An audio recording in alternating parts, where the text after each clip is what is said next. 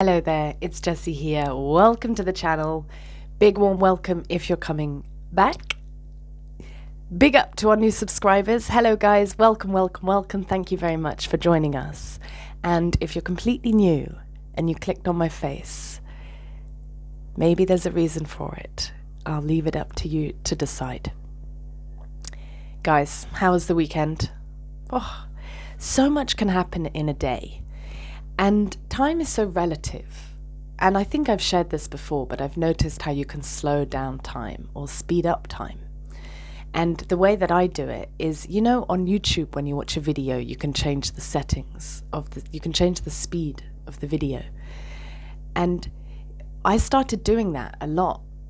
And I found it a really useful tool. And I decided, why can't I use this tool to how I experience time?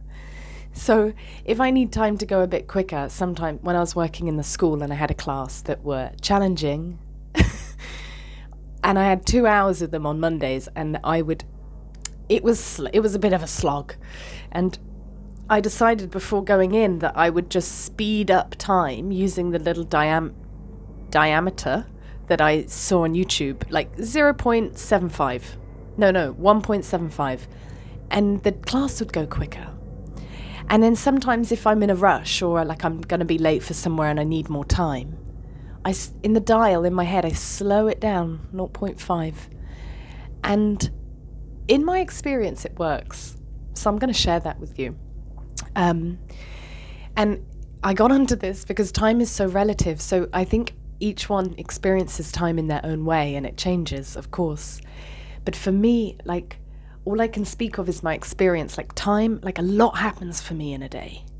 A lot happens. And so if somebody, imagine you're in a new love interest, which I am, which I'll get onto, and their experience of time is much slower, as in a week is not a long time for them. And a week for me is a really long time. A lot can happen. A lot can happen in those weeks in terms of who I am as a person. So it's just curious seeing that. Now, what I'm going to talk about in this video is how when we repeat patterns, once you become aware and self-reflective on your journey and you realize that there's certain patterns that appear in your relationships with people, with work, with your home life, whatever. And, you start to see, oh, this reminds me of that. At least in my experience, I can see I've identified patterns that I do, and I can see then I sort of close off a cycle with a particular individual. I'll give you the example of relationships for me. I'm attracted to emotionally unavailable men. Classic. And this has been throughout my adult life, and I've noticed the pattern some years ago. But the pattern doesn't just stop, it evolves. It's like when the plant dies and then grows again and the seed has that information from previous. It's like it changes a little bit. We evolve and adapt to the environment, for better or for worse, because maybe we don't want to be bringing the past in, but I do. And I was last week quite emotional because one of my lovers the situation came to an end, and it did come to an end. And it was a beautiful ending. It was mutual. It was sad. It was full of love. We both have so much love for each other, but it wasn't working for other reasons. So it was a mutual ending, full of love. Let myself cry as well. It was just, I've never had something so harmonious. And I'm very, very grateful that all the inner work I've been doing is starting to reflect in my external world. Hallelujah. So that ended, and then there's a new guy on the scene, and we instantly connected. There is a magnetic connection between us. We make each other feel safe, I think. I can't speak for him, but I feel incredibly safe. I can completely be myself with him. And the part of myself that I really like as well, intelligent and fun and flirty and confident, it's really beautiful. So of course I'm attracted to somebody who ignites these traits in me, and I openly share them. That feels good. He's got a lot of attraction for me too, but he does not want a relationship right now. He's very, very clear about this. and I totally support his reasons for not wanting to. I don't want to share too much about his life because I feel he's more private, and this is the channel for me. So he has his reasons for not wanting a relationship, which I fully support, mainly being, I think it's okay to share this, he wants to pour all of his energy into his project, his business. He wants it to be self-sufficient one day. He needs all of his energy to go there. Excuse me. Cough, cough. I fully support that decision. And now, so I'll talk about what I'm experiencing. So I always attract emotionally unavailable men. But there's a lot of attraction. The sex is always really good. Da da da da da. I've been given the same situation in that this man is emotionally unavailable for a relationship right now. He just doesn't want it. Yet there's so much attraction, and in the same message he's saying this, he's saying, what about this date? Or we could go on this. Let's make a date of it. What about this? Why don't you come around mine? So I see that I'm receiving mixed messages. I don't want a relationship, but let's keep hanging out. Now, they're not mixed messages. There's clarity. He's making it clear. I want to keep getting to know you. There's a curiosity I want to explore. Don't expect anything more. It's clear. So I have to decide how I respond to this. Life is presenting me what it always does, but this time it's a classy lover, right? It's doing new things together that I really want to do. Am I willing? Now, the thing is, my hesitation is why can't I just be friends with the guy? He's a great guy. We get on really well. Because I'm going to fall in love with him. I saw him at the weekend. Yes, I like this person. I even like the reasons they don't want to be with me. I can't fault it. I do put people on a pedestal, though, when I like them. So this is another pattern I have to be careful of. These are my options that I see so far. I feel 3, but maybe there's the 4th door. The options I see are 1, go for it. Follow your heart. You never know what's going to happen. Life and love are a mystery. Explore it.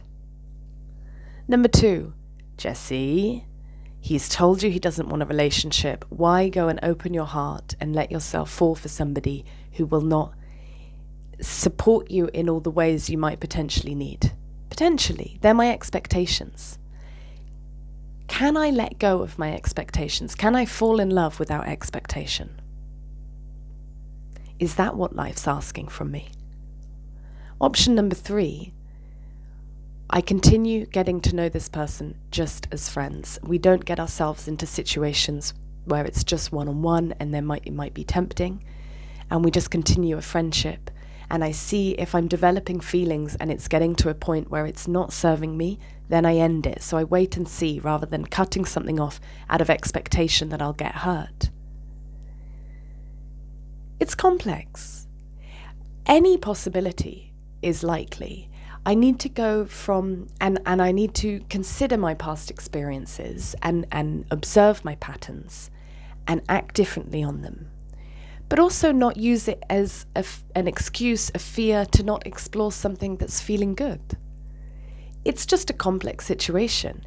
You know what's so fucking lovely about it is this person that I'm dealing with is so mature. And we're having these open, honest conversations. This is my position. This is my position. Totally honest with each other. There's an understanding that this is complex and neither of us really know how to navigate this because there's conflicting needs in each of us. And between us. And we're talking about it and it's beautiful. And again, I'm just really grateful that my external world and relationships are reflecting this level of maturity and sincerity and transparency. Honesty and clarity. All of those words are necessary. It's so beautiful. And what I love most about this situation that I'm in is how I'm managing it for myself. And I can see the difference. In the past. It would have been, okay, just go for it anyway, because maybe he'll change his mind. There is that slither in me still. This slither of hope of, if we just keep exploring, maybe he'll change his mind. Maybe I'll be so fantastic he does want a relationship. That is not why you love someone. I'm doing this to myself. You don't love someone expecting, like, love is free and open, and you love the person for who they are, as they are. It's also, I believe, okay to have expectations in relationship. That's not being offered here. Can I explore a friendship, potentially falling in love, without expectation? Is that possible? Do I want to do that? Do I want to see if I can do that? Questions. So I really don't know what to do, but I'm very grateful to be navigating a pattern with different level of respect and honoring myself, honoring the other person, which ironically makes it more difficult in a way, because it feels like I would be losing more. Like, oh, this is the thing, it's lack mentality still, because I'm like, what if part of me doesn't want to say goodbye, because what if I don't meet someone like this again? That's not the way reality works. It's not the way I want to believe reality works, because our beliefs form it anyway. We'll see. I'm in process and I'm enjoying it, which is new for me. I'm having to be patient, and you know what? I feel excited about the mystery. I feel excited that I don't know. And for the first time, really reveling in the fact that I don't know, and that's what's beautiful about it. Let's wait and see. All right, guys. Anything else I want to say? Yes. Yesterday I was on the phone to my friend and she pulled a card for me, a tarot card. And it had runes on it, and she read the message. And what really stood out for me was, it's the right timing. That phrase. And I'll tell you why it stood out to me, because even dealing with this guy I just told you about, when I talk to my housemates or my friends about it, it's just bad timing. He's the right guy, but it's bad timing. And I use this a lot in my life. Wrong timing, bad timing, not the right timing. So when I heard this message, it's the right timing. Flip. Total perspective switch. My mind is wired to believe things are the wrong timing. If I can look at this situation and believe it's the right timing, there is a relaxedness in that. There is a my mind, ego structure thinks it's the wrong timing based on what it wants now. It's the right timing is like this letting go, surrendering to life's mystery. It allows me to relax and not take my ego's structure, personality so seriously, because there's a distinction. One part of me thinks it's the wrong time, and then falling into it's the right time. It's the right timing. I was supposed to meet a man who doesn't want a relationship right now. Thank you. Thank you for the lessons. So guys, thank you very much for watching the video. Please thumbs up if you liked it. It helps me and it helps the channel grow. Let me know your thoughts down below, anything that came up for you in the video. And if you're completely new and you're still here, subscribe, join our beautiful community, and I'll see you in the next video. Have a beautiful day, beautiful week, and a beautiful life. We've got this.